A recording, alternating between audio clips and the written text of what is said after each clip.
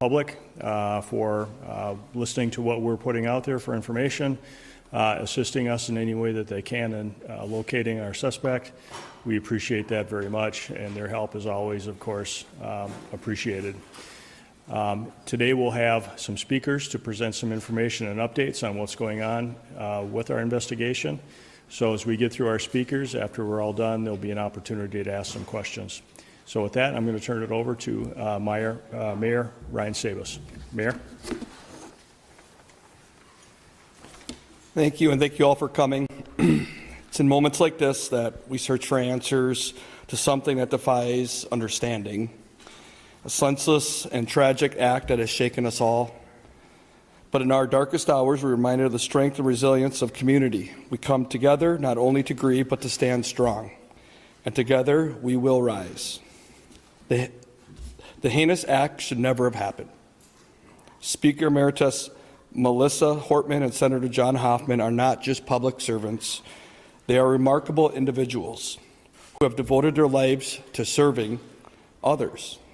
Every person deserves to feel safe in their home, including those that are elected to lead us.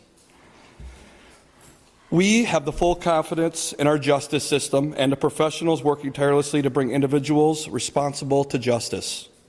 The Champlin Police Department, the Brooklyn Park Police Department, the Hennepin County Sheriff's Office, the Minnesota Department of Public Safety, and the FBI, all working closely in coordination on this ongoing and active investigation. We are anxiously awaiting news of justice, and we will not rest until that happens. If you have any information, please contact the tip line at bca.tips@state.mn.us or call 877-996-6222 or your local police department. Your voice could make the difference. Now more than ever, we must truly focus on what matters. Beneath all of our differences, political, personal, or otherwise, we are all human beings, and every human life has a value. Let us move forward with compassion, unity, and a fierce resolve for care for one another. While this tragedy has deeply impacted our cities, the people of Champlin, Brooklyn Park, and the greater Minnesota community are strong. We support those who are grieving, we honor those that we have lost, and we stand beside those that are still fighting. Champlin, Brooklyn Park, surrounding areas, stay strong, show love, show respect, be kind, and never forget the strength that we hold when we stand together. Thank you. And with that, I'll turn it over to Mayor Winston. Thank you.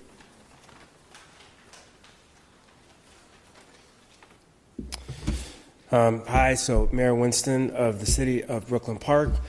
As I've said before, prayers and support go out to the families of the Hoffmans and the Hortmans. I know that our cities, Champlin, and Brooklyn Park are going through a fair amount of grief.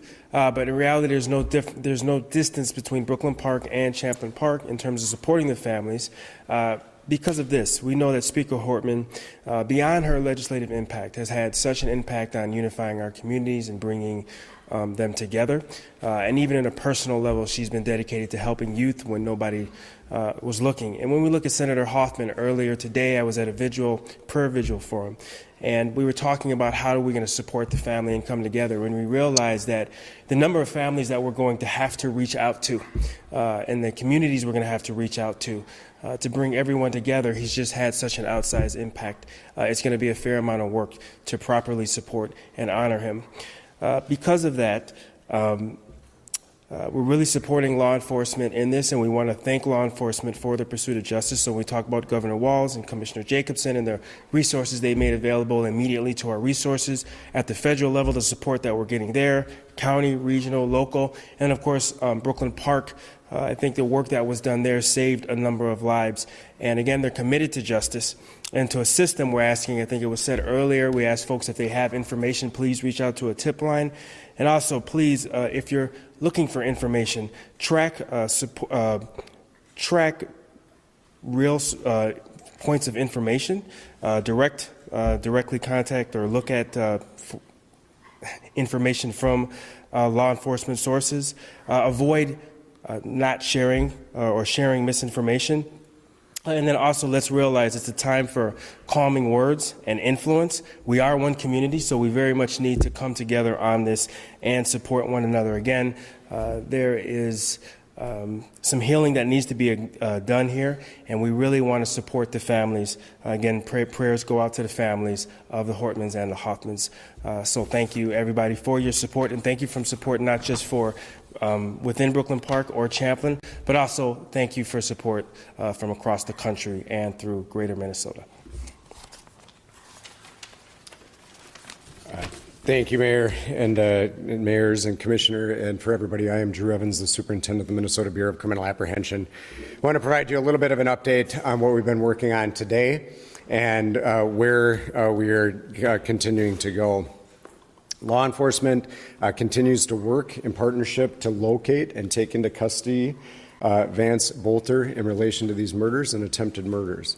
There's a nationwide warrant for his arrest for the murders and attempted murders in this case at the state level, and there's also then a federal warrant for the same crime, or for him as well, for unlawful flight to avoid prosecution.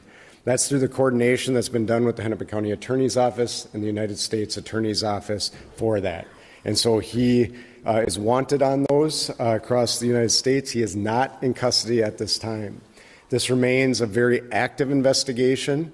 We continue to conduct interviews on the investigative piece, not only to learn his whereabouts, but also to follow up on the case and gather the information as part of these the prosecution related to him. As you may have noted today, and I know you've been around and the sheriff provided some updates, there is information that led us to do the searches that continue in Sibley County in that area. Those teams will continue to be active until they feel that they have done a thorough and complete search in that area for him.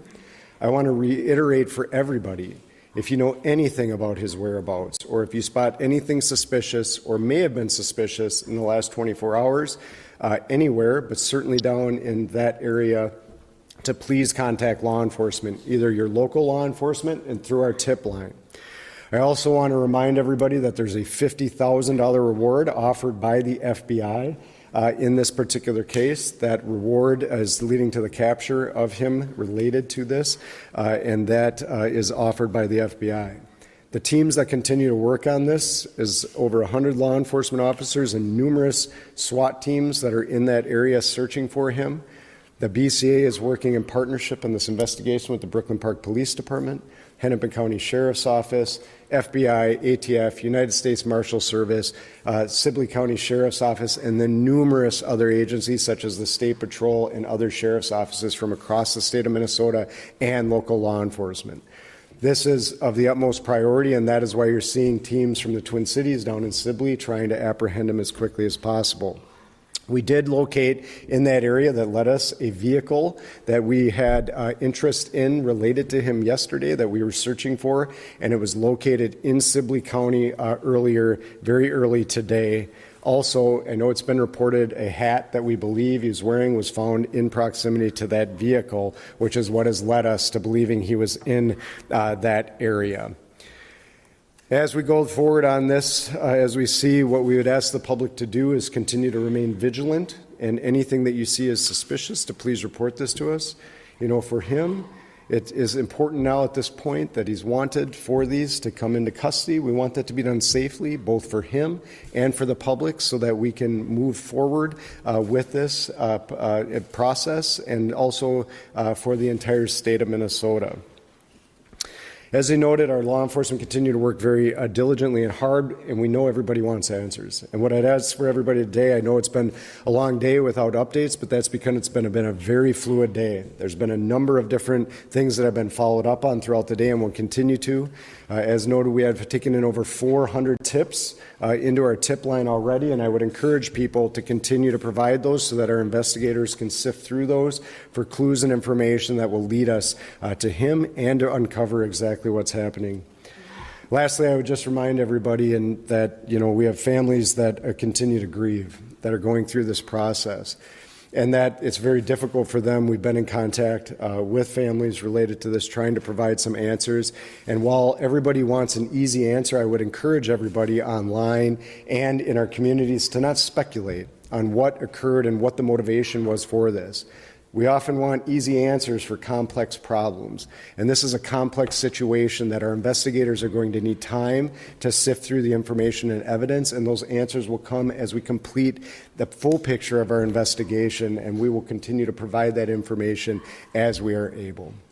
With that, I'd be happy to answer some questions at this time, and I just remind everybody that it's a very active investigation. So we saw. Excuse me, can you introduce yourself and your media organization? Morning, Walton Care 11. We saw a car being towed away from the scene where you were talking about the active investigation in City County.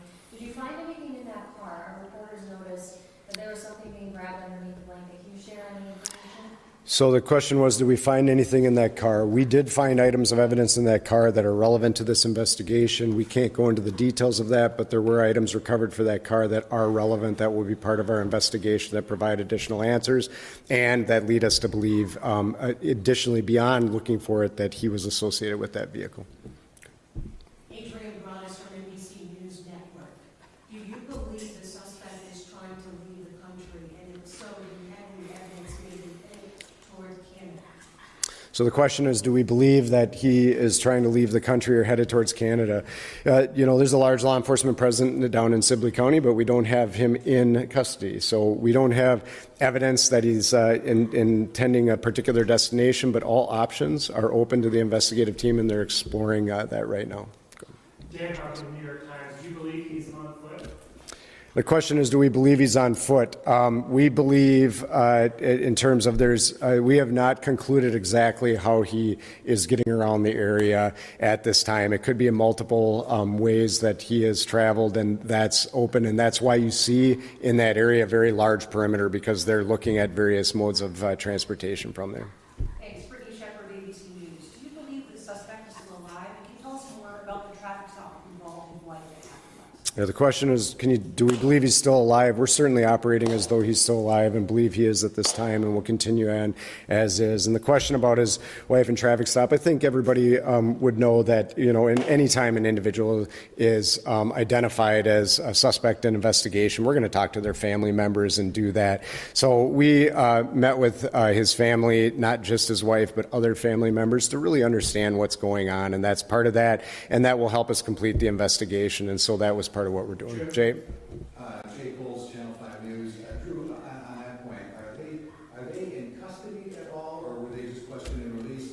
And also, do you have any evidence that he might have stopped at another lawmaker's house before he got the Hoffman order? So the questions were, are they in custody? The answer is no. And then as far as the others, we've mentioned we can't get into the specifics of the investigation. What we believe that there certainly were other individuals that were identified as part of this information with him. And the terms of what exactly he had done, we are still continuing to build out that full picture as to what his whereabouts were. But we certainly are getting there, and there were other individuals that, might have been contacted or targeted. Yep. Paul knows. Minnesota Public Radio. One of my colleagues spoke with people in Sibley County who were told that the suspect may have been getting around on a bicycle or an e-bike. Can you speak to that at all? Yeah. So the question was, is the individual getting around on a bike or bicycle? I think that, as noted previously, there might be multiple modes of transportation for the individual, and we can't get into the details and specifics. It might thwart our ability to locate the individual. Yeah, Drew Paul Bloom, Fox 9, just about assistance. Do we believe at this point he's getting any assistance? Any evidence that was found? And then just to elaborate a little bit more on that traffic stop, because there have been leaks that the cash is in the wife's car, passports, weaponry. It sounds, intriguing. Can you elaborate a little bit more on what was found there and why, if so, they were able to be released? Yeah, the question was, why were they about the traffic stop, and what were then? Can you repeat the first part of your question? And the first was just, is there any hard evidence that he's getting assistance? Oh, yeah, thank you. So the question was, is there assistance in the items? And I can't discuss the details of what was inside of the vehicle at that time. It's part of our active criminal investigation, and we're working on that. Why were they allowed to be released? They were cooperative. We're working through that process. We certainly always analyze evidence, but they were very cooperative with us and provided us the information we needed and the information related to that. If the question about do we believe he's receiving any assistance, all options are on the table. We haven't seen specific individuals doing that, but we don't know that specifically now. He's certainly been in contact with individuals. Whether or not they're providing active assistance, I can't provide that. Go ahead. Have you found any indication of prior threats, any online activity, any communication besides the manifesto? If you wouldn't mind sharing some details of the manifesto that might help people help find them. Yeah. Thank you for the question. It was about details on what's been referred to as manifesto, and then are there online information or others or threats indicating.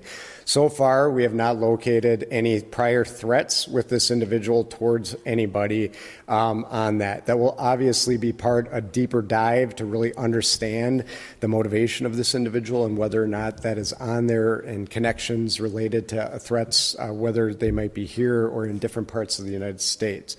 In terms of what's been referred to manifesto, I want to clarify for everybody, and just for this is not a document, because I think it's important for the public to understand, that would be like a traditional manifesto that's a treatise on all kinds of ideology and writings. This is a notebook with a lot of, that's been reported, of lawmakers and others that are listed in here, and then much more other thoughts that are throughout this, as opposed to a very succinct document that's providing long, and it's mixed in with other documents. So that's where this is coming from.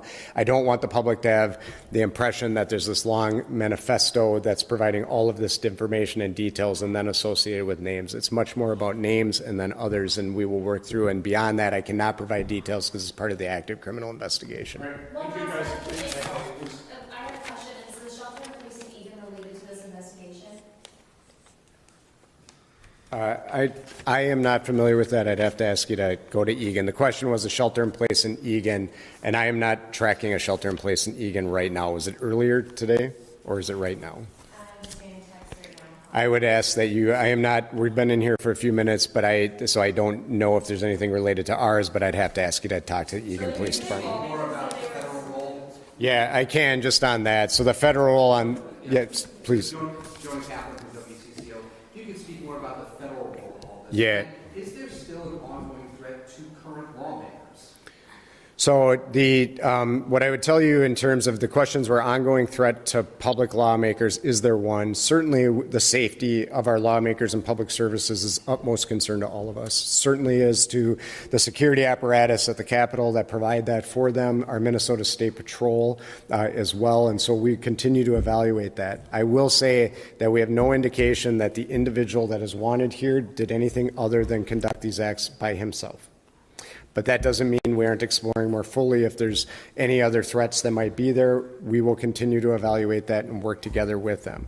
In terms of the role of the federal government, they've been extremely great partners to all of us. The FBI and ATF, the United States Marshal Service, and others from the federal government are providing both investigative assistance on this case and then participating in the manhunt for the individual to locate him and take him into custody safely. That is not uncommon in a large case like this, and the United States Attorney's Office has been in contact with us, and they certainly will be exploring if there are federal charges that would be connected to this sort of violence that was conducted on our lawmakers. Who is taking the lead in this? Is it still Minnesota? Yeah, so this is a partnership right now. The Brooklyn Park Police Department is the lead on the murders that occurred in their city, and we are assisting them as we do as a BCA and communities all across Minnesota with the assistance of the Sheriff's Office as well, and then those federal agencies. When we do an investigation like this, it is not uncommon for us to work in partnership with our federal agencies to see if there is an investigation that may lead to federal charges, which is what we're doing. So it is very typical typical that you would pursue in a murder case, the murder investigation as a state case, be charged, and then we'll examine if there are federal charges, and we'll have those ongoing conversations, which we are doing right now with the United States Attorney's Office for Minnesota. And in that case, the FBI is typically the lead agency in that case, unless there is something else that's more specialized, like gun charges, et cetera. All right, thank you. We should answer this. So, and this is, the question is, this has been expanded to South Dakota, and I think that came from, I don't know the specifics, but oftentimes when we're looking for an individual, we will send out information to law enforcement in surrounding states. Yesterday, he certainly had a lot of time to be able to cover a lot of distance once we knew that he had escaped from the crime scene. We believe that information was shared just like we would share in Minnesota if somebody was coming. This happens on a regular basis, that it was shared out for their law enforcement to be on the lookout. They call it a bolo, to be on the lookout for the individual, and we believe it was there. We were never tracking and believing the individual went to South Dakota as an investigative team. Thank you. Thank you all. Thank you. Happy Father's Day to all the dads. Thank you, everyone.